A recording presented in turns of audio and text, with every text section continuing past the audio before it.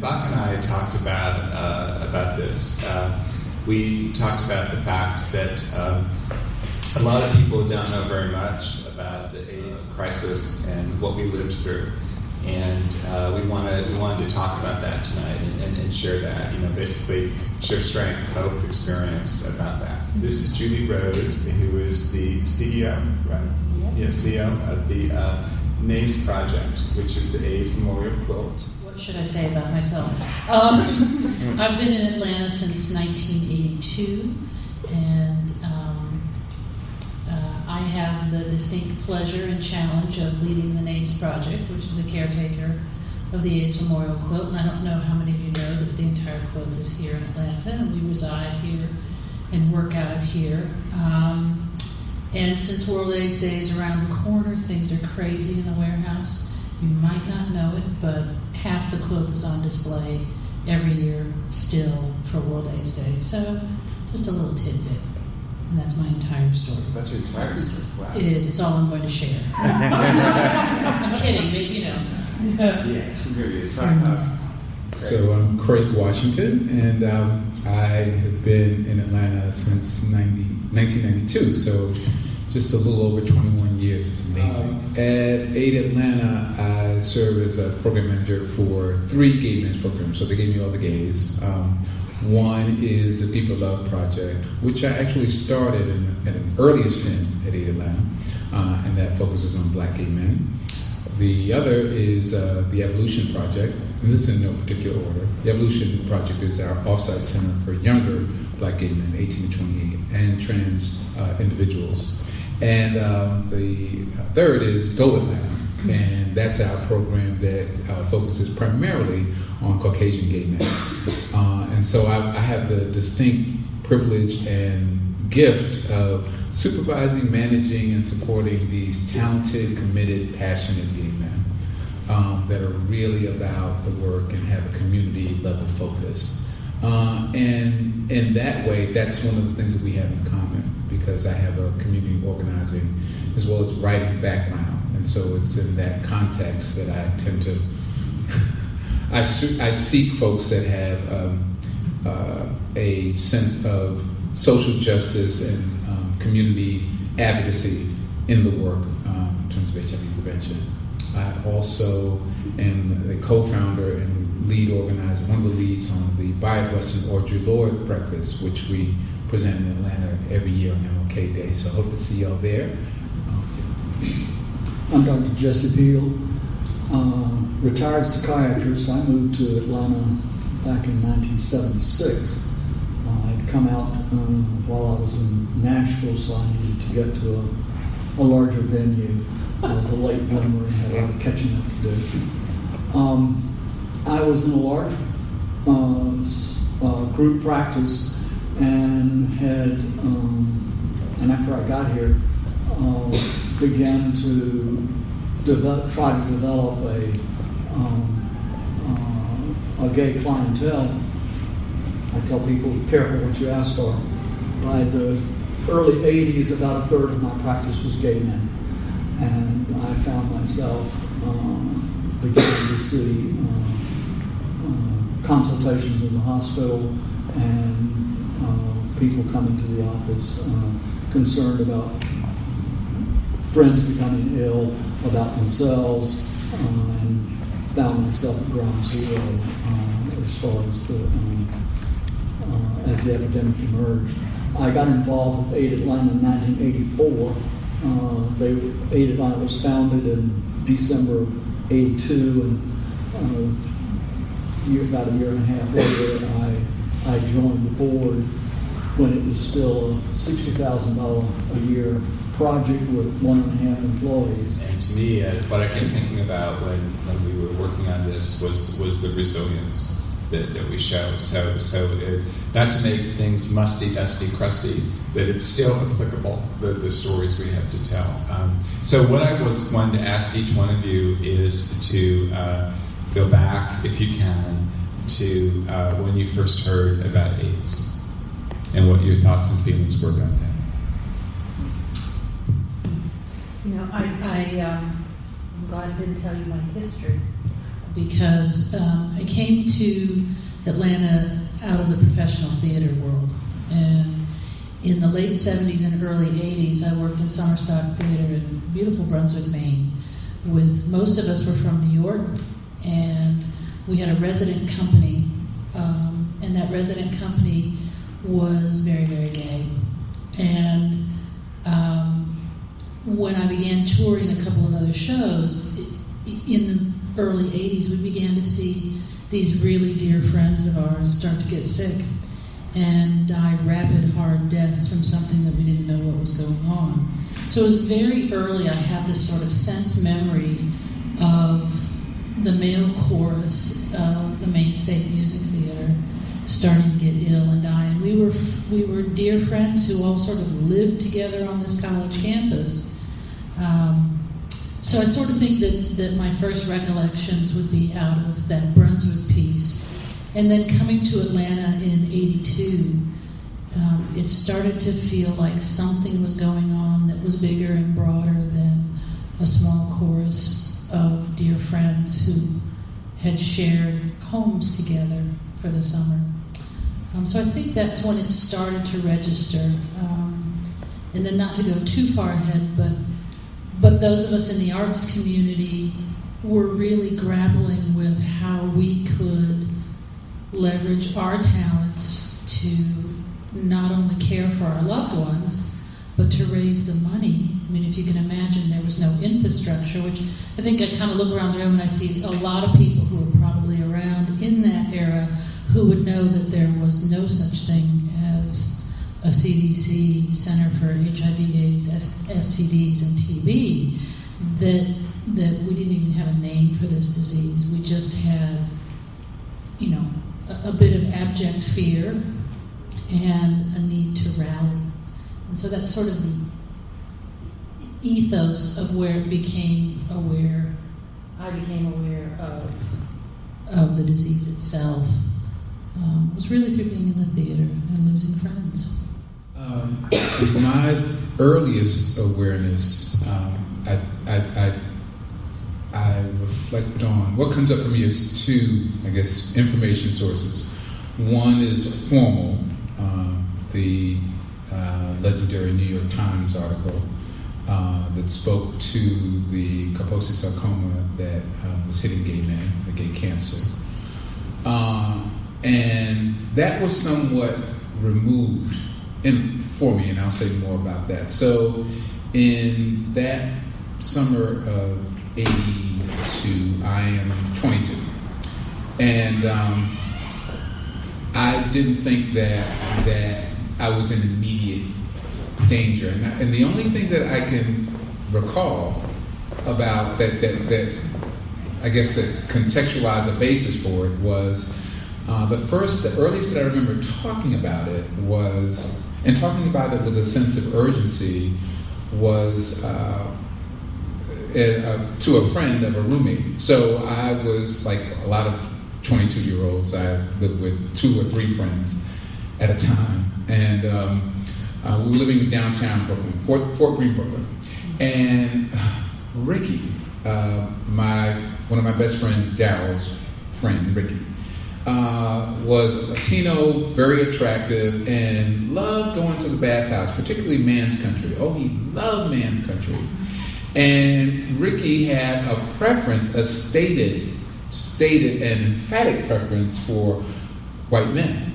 And so I remember knowing that Man's Country was predominantly white space, white men's frequented.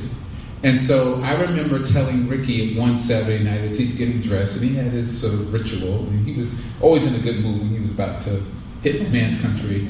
I remember distinctly saying to Ricky, "You better watch out, because I'm hearing there's something, and it's really hitting the white guys. There's some disease, and it's really hitting the white guys." And I felt that I wasn't at the epicenter. And 3 years later, I would learn otherwise when I developed early symptoms of HIV infection.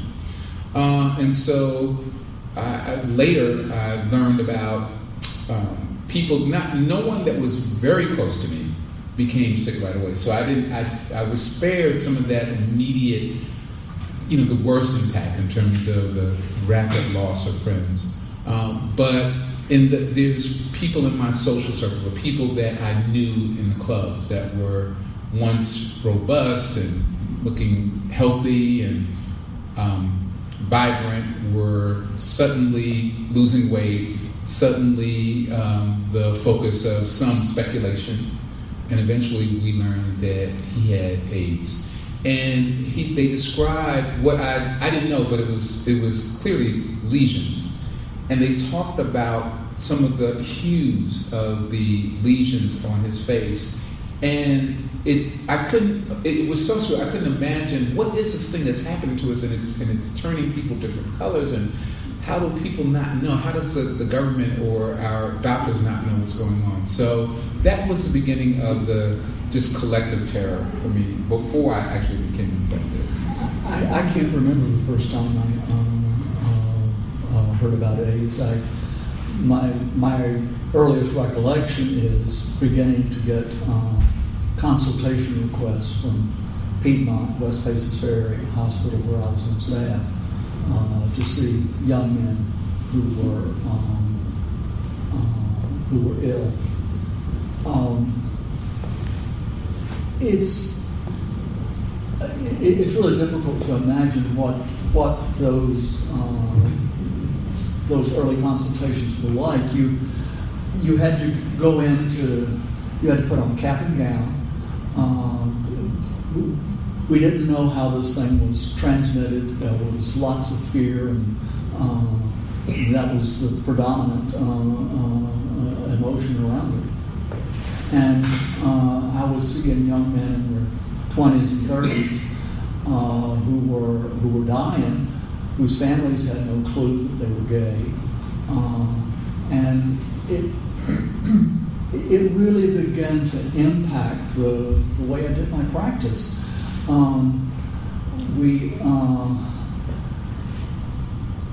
I was struck with the fact that so many of these young men needed a minister more than they needed a psychiatrist, and I began to partner with the minister at the church I was attending at the time. He was a good Baptist preacher, and these were boys from South Georgia, and they needed. They were dying. They needed somebody to help them deal with this part of their spiritual journey. Tom and I collaborated on a number of young men that I saw. He would see their families. He would counsel with them. We ended up burying a lot of these young men. The thing that's most striking about that time was the level of fear that even in the hospital, it was not unusual to see a meal tray still sitting out in the hall because a staff member would not take that tray into the room. People were, there were debates about, if you go to a restaurant, should you really allow a gay man to be your waiter? I'm not sure what the fantasy was that as to how that transmission might occur, but we were dealing with irrational kind of fear. It was only after some high-profile people began to get sick, like Rock Hudson. It was the 11th hour for sure, but when more celebrities became involved, people began to become a little bit more comfortable with what was going on. Ryan White became ill, and Michael Jackson and Elton John were right there with him. So, and then of course there was Princess Di, who would visit AIDS wards, and those pictures of her holding AIDS babies probably did more to dispel fear than any of the information that was being put out. It was people finally began to lose some of the hysteria, but that was my earliest recollection. I think for a lot of people, they just don't have any concept of what the times were like. And one of the things that I remember, I'm going to sort of interject for a moment, bring back to y'all, is that I went to the Democratic Party in 1980 for the election, Ronald Reagan against Jimmy Carter. And of course, it turned into a total wake. It was not a Democratic Party at all, since Reagan won the landslide. And not only that, a lot of the Democratic senators were defeated. It was just one after the other. So when we were saying goodnight to one another, our greeting was to see you in the camps. Because we all thought, okay, we're all Democrats and progressives, and they're all going to put us all in concentration camps, that kind of thing. And then the irony to me of that is that about 7 months later was as Greg mentioned, the New York Times article about AIDS. And one of the things that people don't remember, that I had to kind of go back into my memory bank, is that there was a lot of talk about that. As I think you were saying, Jesse, about the gay waiters, that maybe what we need to do is we need to quarantine, all the gay people, including lesbians who were not susceptible for the most part. But there was a lot of serious talk about quarantine, about maybe branding people, about tattoos. There was just an incredible amount of fear, and it was kind of hard to know what to do. One of the people that I remember really well at that time was, I don't think it was called Health and Human Services, it was maybe the Department of Health, Education, and Welfare, but Reagan's Secretary, Margaret Heckler, who also did some similar things to what Princess Di did, of going in and actually holding people and touching people. And there was just this tremendous amount of fear about, you weren't sure how it was transmitted, and on and on. So we could talk a lot about that. We've already sort of touched upon it. But what I wanted to get into, we've already talked about the impact of it, and then I wanted to sort of specifically talk about how each one of us individually responded. So Julie, how did you feel that you needed to respond? Well, I think that there's a couple pieces to this, because what we witnessed were lots of people who were dropping everything they were doing to become the infrastructure to support our friends and care for our friends, and at the same time trying to advocate. And so you had a couple of things going on. You'd work in the day, you'd come up with shifts with your group of friends, who would be a circle of friends caring for someone, and you would say, okay, well, I've got the morning shift from 6 a.m. to 10 a.m., and then I've got to go to work, and then somebody else would come in and take care of things. But it's extraordinary to think about the things that happened, and it wasn't just this city, it was across the country, that we as a community, in particular the gay and lesbian community, surrounded our friends and made them our family. And so people opted to be part of delivering meals. People opted to be part of a caretaking circle. People joined ACT UP and started to tape themselves to desks with red tape to say, please don't let my epitaph read, he died of red tape.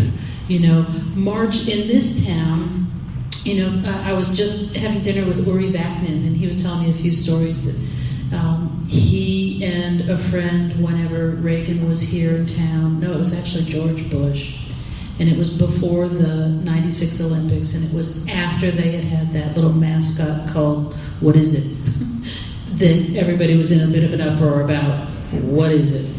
He happened to get 2 tickets to go to the Georgia Dome, where Bush was speaking at the opening of the new dome. And he and his friend, who was dying at the time, snuck in. Well, they had tickets. They went in. They had this huge banner, and the banner said, George Bush's AIDS policy, what is it?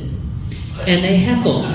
But they really, it was just so perfect that they did that. When, as Dave was talking about quarantining and IDing, I don't know how many of you remember that, there's a huge debate going on in Fulton County that they were going to identify everyone who was HIV positive. And the fear, of course, was that that's how they'd get the list to quarantine and to isolate even further than what this disease did. And boy, ACT UP and NAPWA and a few other groups protested so loudly that didn't happen. Do you remember that, Jesse? You know, we were mentioning heroes. Let's not forget that we also had a lot of heroes that out in the straight community. We had allies within the legislature, men like Jim Martin that were there, putting down the worst of the legislative proposals, and eventually out of that brouhaha about a name identification, we were able to get anonymous testing.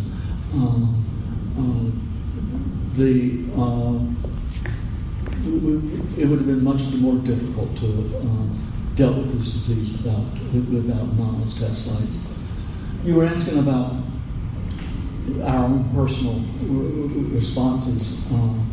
I approached Aid Atlanta back in the spring of '84 to volunteer myself for the board, and then that summer did a fundraiser and had a party at my house.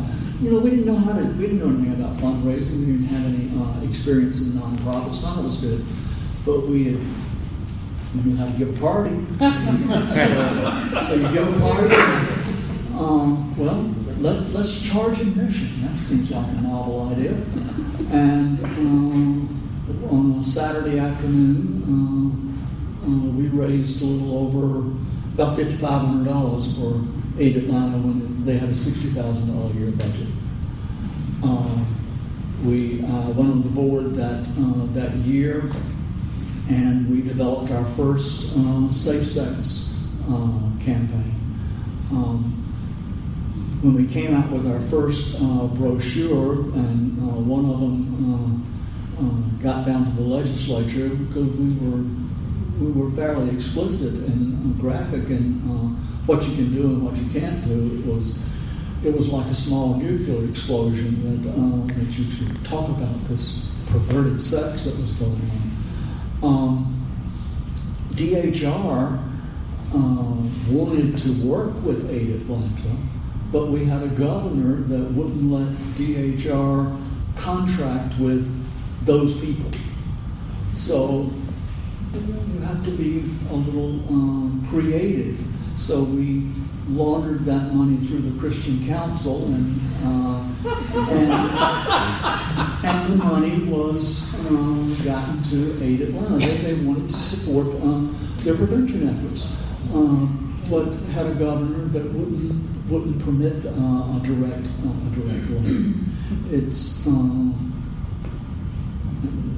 And we just kept organizing. Early along, Aid Atlanta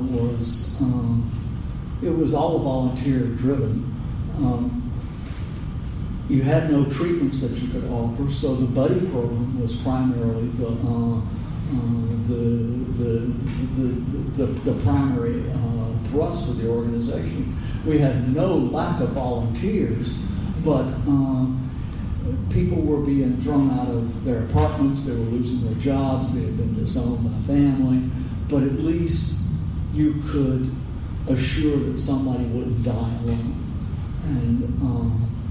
and that was the early effort to do somebody's grocery shopping, take them to the doctor, or just be with a person. You mentioned the circle of friends, and there were teams that helped take care of folks. We had to do that ourselves. We were not getting support from our government.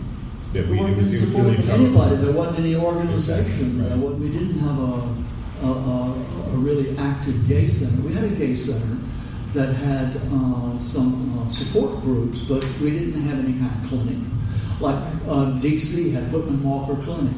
Other cities had already had gay organizations, but Atlanta was behind the curve on that. We had to invent everything from the get-go. Yeah, that's one of the points I wanted to emphasize. We had to invent everything from the get-go. And one thing that they have never said about us is that LGBT people are not creative. It always said these got props for being creative. So, Yeah, I think it's when you think about the artistic response, I think that's where my heart and my sort of soul sits, because I watched so many friends become ill, and then I watched so many other artists take what their skill set was and create things like Heartstrings. I don't know if anybody remembers Heartstrings, but David Shepard created this piece along with David Bell right here in Atlanta, and it was musical theater that literally their first production, I think, raised $120,000 in one evening. This was 86, and then the Quilt toured with Heartstrings throughout the country, and it raised $4.5 million for AIDS service. And the models of artists leveraging their art to raise money to give into a disaster situation is a model that we know. That literally we see Haiti have an earthquake, and what do? We call on our artists and we say, put on a show, and we say to people, please put money in buckets or we're going to charge you a price. And things like the Actors Fund get set up and Broadway Cares gets set up. And Atlanta actually, while behind the curve in some areas, was actually part of the curve here with some of the things that we introduced. When it comes to particularly the response from LGBT and queer communities, we use some of the best of our gifts and our cultural norms and resources, and often that was in the form of art and artistic expression and genius. My involvement was largely supported through arts in the sense of being a writer who was motivated to become more involved. So while I wasn't involved, I didn't get involved with ACT UP at that point.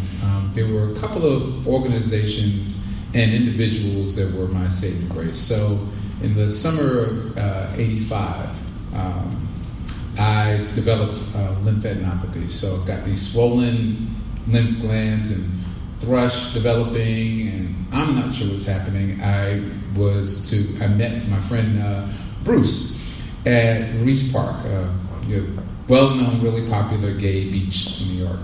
And he noticed the note, particularly on my left, under my left ear, and said, well, that's the first sign of it.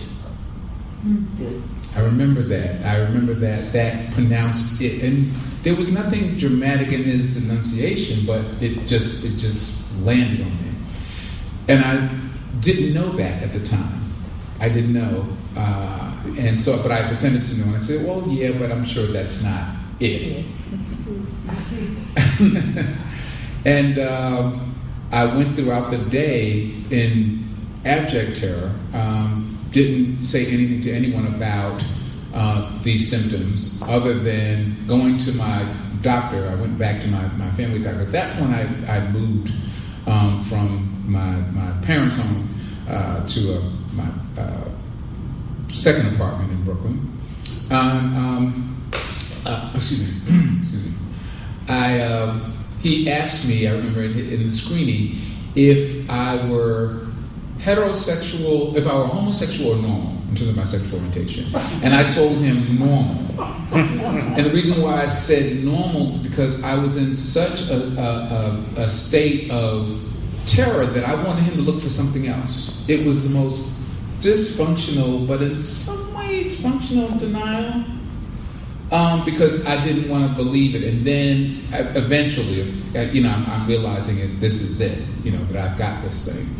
And from then on, my stance was, because at that point there was no evidence that you could survive this.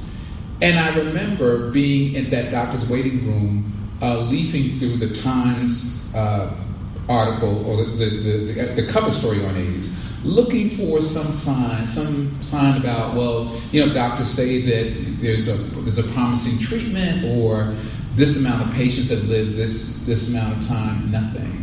And so my attitude to all that empirical data was, fuck this. That's not me.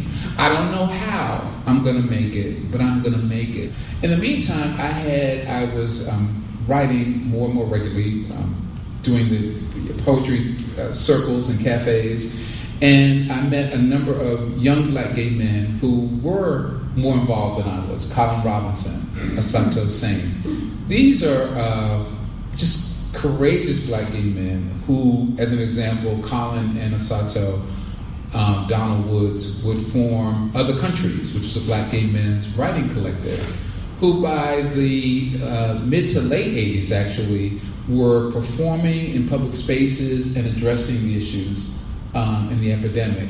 And one of the experiences with Other Countries that really motivated me to step up and step out was I was at Trax, and Trax was there was a New York club, Trax, on the west side in the upper 20s, and it was just a regular club night.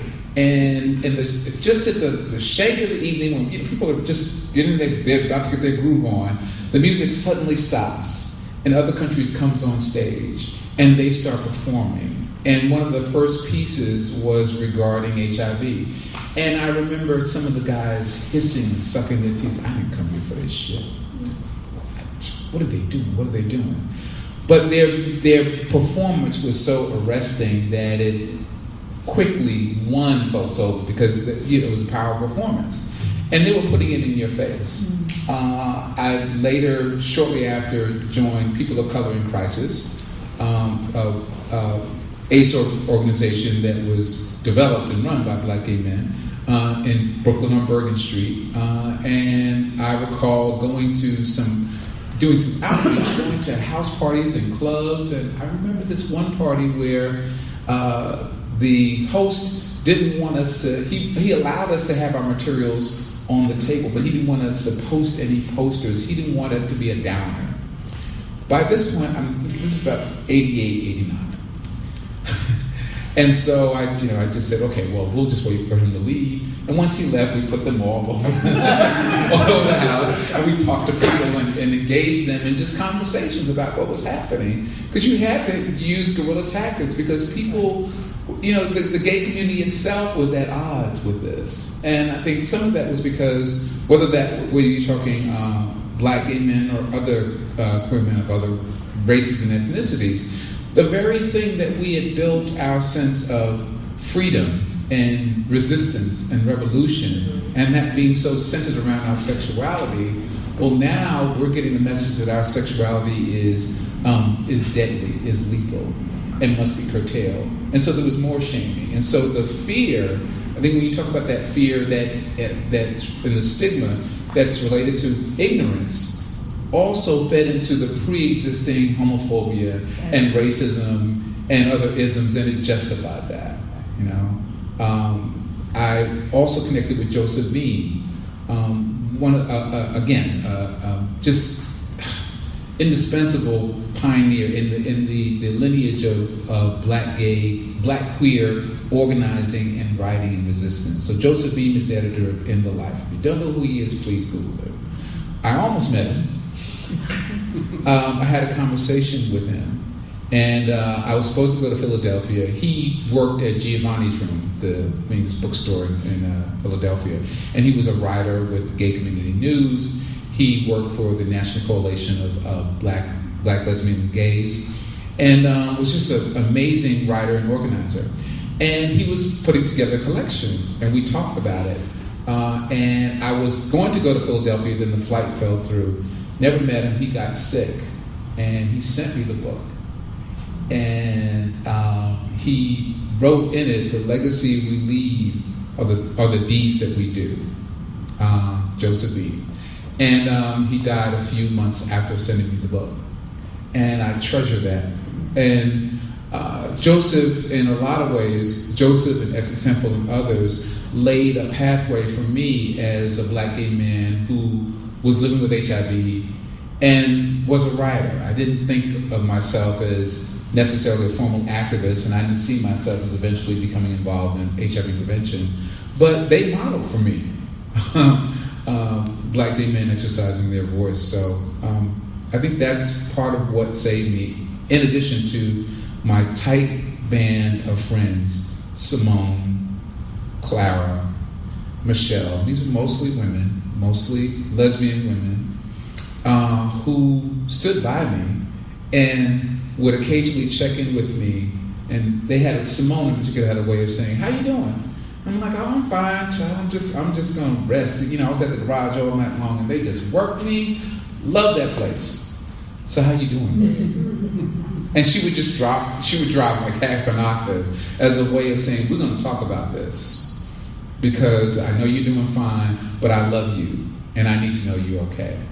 And so it was that combination of circles and seeing people act, but also having in my immediate family of friends, people that I could talk to about this. Craig, did you get involved in anything like ACT UP? Did you actually? My activism grew. It was mostly again through writing. So I started writing for the PWA Newsline. PWA, wow. Yeah, wow. Person. And I talked about the advocacy of having more women involved in AIDS research, and really saw that as something. I was really motivated by that, and I got good feedback around my writing, so that encouraged me.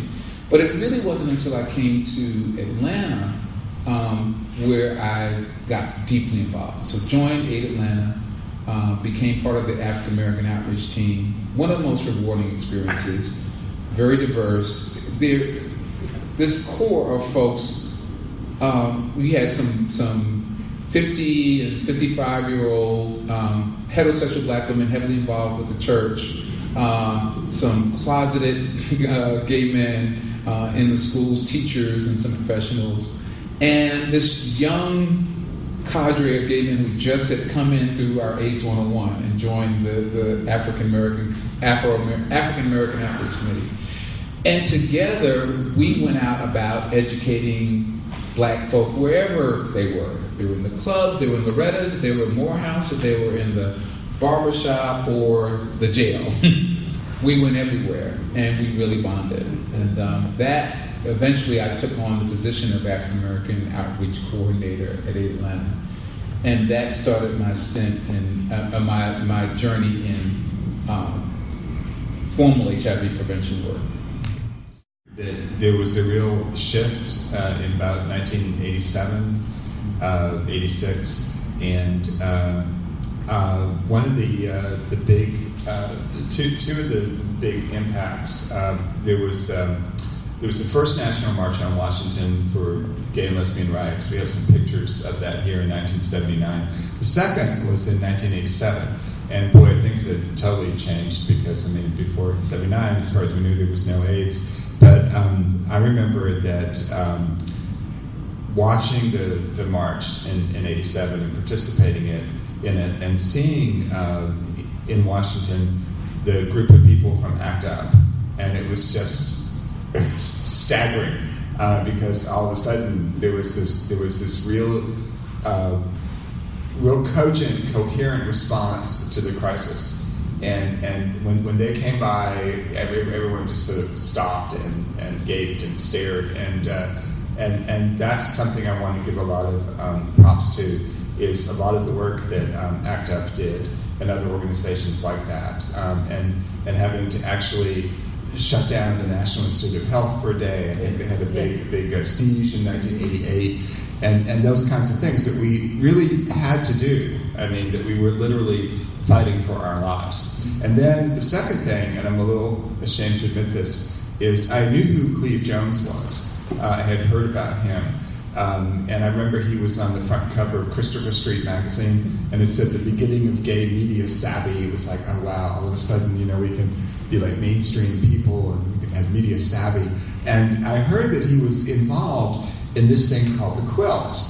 And my initial reaction was, well, what a waste of a good gay activist. He's doing this sort of, frou-frou, quill, I was like, what is this? How amped up of you. I know, right, I know, really. Okay, anyway. I never said I wasn't biased.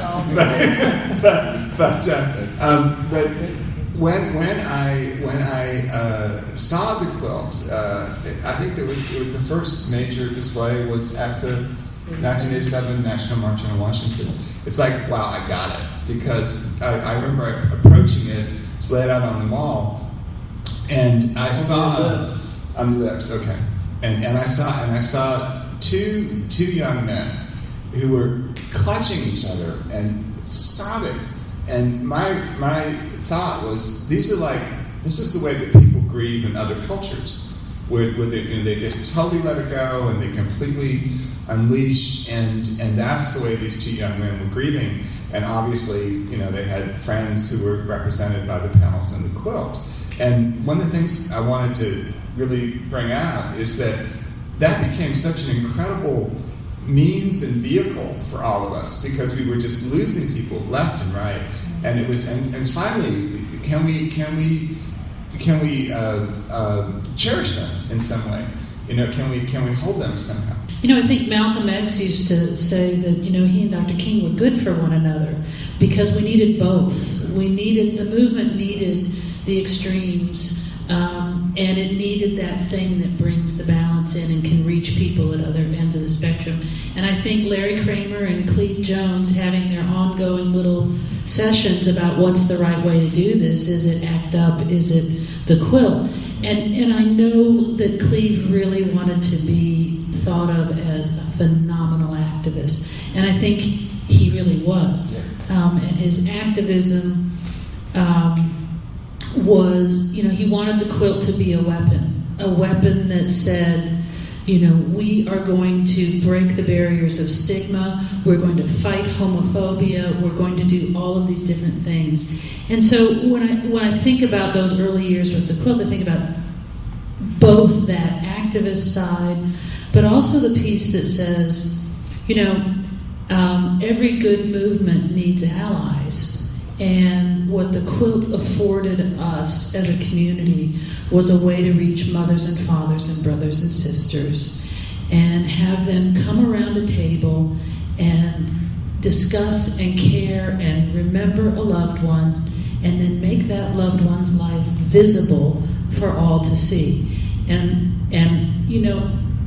in 87, bearing witness to that display was kind of it was a remarkable moment. And if you ever get a chance, listen to in StoryCorps, they have a great story about a brother and sister in the subway, in the metro, after seeing the quilt, and how the cops were trying to disband the gay community and thought there was going to be trouble.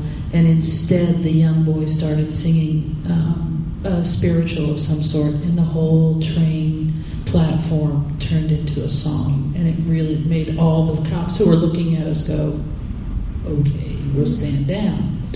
So, it's a digression from what you're talking about, but I think that their act of defiance with the quilt was to make sure not only that their friends were remembered, but that we could not dismiss or deny that our community was dying, and that these people had real lives, they were productive lives, they had family who loved them, and their loss meant something. So it was an interesting thing to see how powerful that collective protest, celebration, march, ACT UP, grief. It was the entire grief cycle in one day. It was just amazing.